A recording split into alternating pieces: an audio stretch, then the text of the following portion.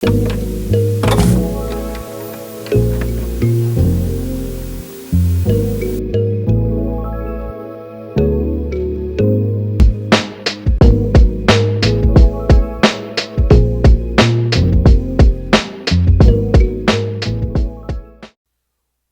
It's your boy T-Bone Reaction. So about to check out some video game reaction. And it's been a minute that I've done these though. We're gonna check out the newest one from Sleepyhead Dre. I think it's working. Here we go. We're gonna check out the latest one from Sleepyhead Dre. Not the latest. Another one from Sleepyhead Dre. It's not the latest one. I don't know if he made new ones. But anyway, this is continuing from the NES games, underrated NES games you should play. This is down 10 more underrated SNES games you should play. Those, you know, Super Nintendo was like my first big console I owned as well too. I played Nintendo in the past, but never owned it till a little bit later after the Super Nintendo when they had a new little model for it to do piano lessons on it with though. But still, Super Nintendo was my first big console I had as well too though. But so I'm gonna check, so this is a little near dear to my heart as well too, so we're gonna check a look at some of these underrated SNES game or SNES games, how you pronounce it, from Sleepyhead Dre. So without further ado, let's check it out.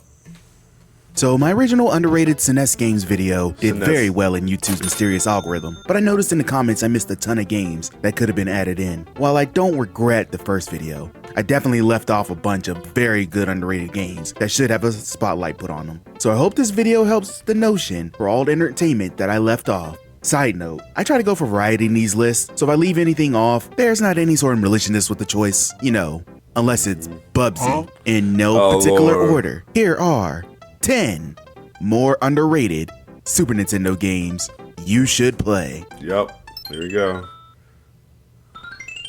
So Clock Tower scares the crap out of me. That's not new, but what we can appreciate is how good the base game actually is. Clock Tower was released on the Super Famicom in 1995 and further released on the PS1 as Clock Tower, The First Fear by Human Entertainment. I specify Super Famicom as this game was only released in Japan, technically excluding this from this list, but oh well, my list, and I'm including it. If you want to fist fight me about it, meet me at the playground after this list is over. You control Jennifer Simpson, a newly adopted orphan, as she and her foster sisters get escorted to a totally not scary mansion to meet their new father. Multiple disappearances and possible deaths later, Jennifer is on the run for her life as a terrifying scissor man is after her, and you, as the player, is responsible for her safety. A sort of point-and-click adventure. You must go around the mansion, investigating for ways out and supplies while also discovering what has happened to cause all of this. The scissor man will appear from anywhere to try and cut open Jennifer, to which the player must run away or risk death. The game is filled with a tense and scary atmosphere, which has directly inspired many future horror games, most important of all, Resident Evil. With that sort of pedigree, isn't it a surprise why Clock Tower is on the list this time around? With 9 different endings, you should check out why this game will always be at the top of the list of things that scare me. Alright, next one, yeah. The Genesis may have gotten a good arcade adaptation of Strider, but the Super Nintendo got Run Saber in return, so we're even. Ha!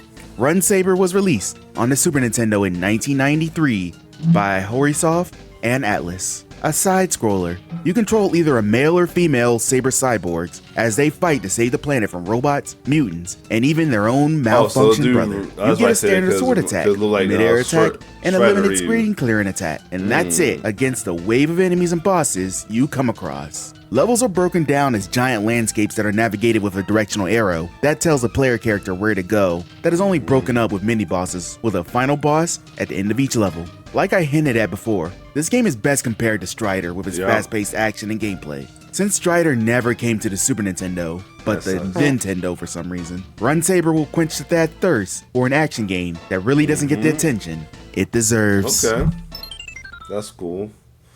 Nice. Soul Blazer was released on the Super Nintendo in 1992 by Quintet and Enix. An action RPG, you control an angel-turned avatar called Blazer that was sent by god to slay the demons who destroy the kingdom and all the people in it one region at a time. Blazer must travel dungeon crawler style into all the monster lairs, sword slicing all the demons he finds, and free the villagers to repopulate each of the towns they come across. You are able to use your standard sword attack or use magic from the spirits that are slowly recovered over the course of the game. The dungeons that Blazer must travel through are all very varied and nice looking, but good luck traveling across them with all the various fantasy creatures coming to chomp on your bones. Ooh. As each civilian is saved, a new building is erected in the city that will help Blazer in many different ways, including providing healing items or new equipment. Sometimes, even stuff like flowers or animals can be saved that provide help to the hero. After each boss is slain and the town is saved, the player is given a magical stone that once all six are assembled. That's like a cool game with my playing as well too, on my own as well. If it was out of time, something I play here and there though, not like or then something or in case I might get caught up in it, might keep playing though. So Give you access to the final area where the final boss death toll waits. The games best compared to this are Secret of Mana and Link to the Past, but that shouldn't stop you from checking this game out if you have the chance. It can be an absolute blast and is simple enough for people to play without stressing about overcomplicated mechanics. This game and fellow underrated Quintet Enix games, Illusion of Gaia and Terra Enigma, should be brought up as great RPGs on a system that has no shortage of them at all. Alright, we got next. Now, you may look at this cover art and be confused. What the Yes. I think he explained that in another video. I think he explained this on another video, if I recall. But yeah, I remember saying, "Why the hell they got Guy and Banjo in the cover?" And then find out it was a space game. I don't know if he covered it or somebody else covered it. Yeah. hell kind of game is Phalanx? Is it a hillbilly action game? A banjo basic music game? No, actually, it's a horizontal shooter. I mean, can't you see the ship in the top right corner, you silly goose? Phalanx was released on the Super Nintendo in 1992, after originally being released on the X68000 in 1991 by Kimco. You take the role of Wink Ballfield, a pilot who's sent to investigate an emergency transmission from a research colony on planet Delia. A squadron of alien fighters has suddenly shown up, so yeah, you and your standard fighter are tasked with blowing everything up one ship at a time. What sets Phalanx apart is the gameplay, which is pretty different in the horizontal shooter genre. For one, your ship can actually take more than one hit. Holy shit! Oh, okay. Also, something about being able to choose your ship's speed at will to, yeah, whatever. The weapons you gather can also be sacrificed to be used as screen-clearing bombs, which gives you even more variety in the way you play. Something, whatever. Really. Phalanx isn't a major advancement on the genre, but hot damn, is this game fun. It's an underrated title that can be fun to pick up and play, but does just enough to set itself apart just to be picked for this list. The cover is still what the fuck though. Yeah, it is. Cover is wild. Blackthorn was released in 1994 for the Super Nintendo, DOS, and 32X by Blizzard. A platform game. You control Kyle off his latest Monster Energy binge as he breaks out of prison and is soon embroiled in a journey to reclaim his birthright throne on an alien planet named Tool, one gunshot at a time. There exists an extended plot about dealing with light zones and dark zones and yada yada yada, but that's not why you're here. You are here because you use a freaking shotgun to take out enemies. Not even kidding. Kyle is able to have shootouts with enemies using his shotgun both forward and backward no-look style, ducking behind cover to avoid incoming bullets and navigate the platforms in his way. Kyle is also tasked with finding keys and other items to progress through each labyrinth in an effort to get to the final boss, Sarlacc, who you also go blat blat to. If you can't see the appeal in this, then I don't know what to tell you. The graphics most favor a highly detailed adventure game on PC, and the music holds up. What is an underrated game on the Super Nintendo platform by the eventual World of Warcraft machine dispenser. Alright, we got next. The Ninja Warriors was released for the Super Nintendo in 1994. At first, I'm like, what is this, Terminator? First, let me fix my seat, but it was like Well, I beginning of it, they were like Terminator though, on the cool. Let me fix my seat. What the hell is going on with my seat? Just keep lowering it. Here we go. Anyway, let's keep going. By Natsume and Taito, a remake / sequel to the 1987 arcade beat 'em up. You control one of 3 ninja androids. Oh, okay. I think I heard of this game. Yup. I heard this game. I think I know I heard it from Nick Arcade, whatever. But I heard this game. The special being androids. Yeah. This is what's with all the robot ninjas. As you go through each level, ninjaing it up with different weapons, mobility, and attributes based on who you choose. Your goal: overthrowing the maniacal Bangler the Tyrant and installing your own tyrant, the leader of the Rebel Alliance named Milk. But let's not think about that. Let's just have fun with the gameplay. Your character is able to move along a singular plane, beating up various enemies on the way to a boss at the end, and moving on to the next. Enemies can be held at bay with both attacks from the androids and the various items that can be picked up and thrown. A meter also fills up as enemies are defeated, that when full, will allow your character to unleash a screen-wide attack that can turn the odds around in an instant. The game is pretty standard, but if you are tired of your Turtles in Time or Final Fight, the Ninja Warriors can be a fun distraction that isn't talked about much in the beat-em-up conversation. Fun fact, the team that developed this game would also in 1994 develop the outstanding Wild Guns, which also extensively involves androids, so you can't say they don't have a type.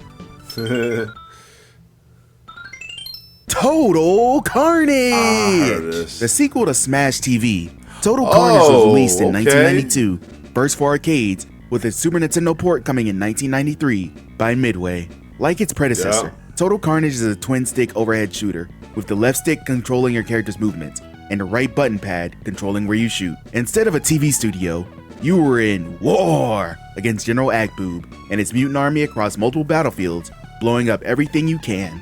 POWs are also scattered across the levels, along with the keys of the last game, as well as point collectibles and many different weapons to use and bombs to drop. You still die in one hit without a protective barrier, so you must maneuver your way through the different bullets coming across. This game is difficult, but as a mindless shoot fest, it's a great time. The graphics take a noticeable hit for console, like damn, this is super crunchy, but the gameplay still holds up and is a good time. The different atmosphere makes way for weirder mutant enemies and bosses, and multiplayer again is a highlight, with both you and your friend tag teaming to kick mutant butt. If you needed a new mind-numbing game to play with a friend, you should check this game out.